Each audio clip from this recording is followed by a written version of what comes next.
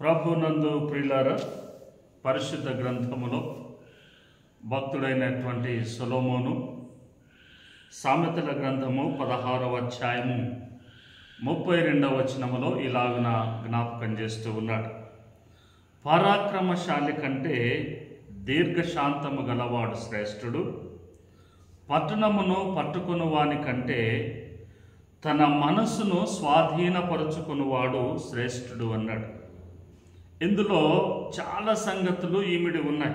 ఒకటి, పరాక్రమశాలి, బలము కలిగినటువంటి వాడు. రెండవది, పట్టణమును పట్టుకునివాడు. వీరిద్దరికంటే మొదటి మాట అన్నాడు, దీర్ఘశాంతము కలిగిన వాడు శ్రేష్ఠుడు అన్నాడు. అనగా ఆలోచించేటువంటి సామర్థ్యము కలిగినటువంటి వాడు. రెండవది జ్ఞాపకం చేశాడు, పట్టణము పట్టుకుని వాని కంటే తన మనస్సును స్వాధీనపరుచుకునివాడు శ్రేష్ఠుడు అన్నాడు. ఎందుకంటే ఎన్ని పట్టణాలనైనా జయించవచ్చు, కానీ మనస్సును స్వాధీనం చేసుకోవడం అనేటువంటిది చాలా కష్టం. మనుష్యుడు ఇక్కడ నిలవబడిన తన మనసు ఎక్కడో ఉంటుంది.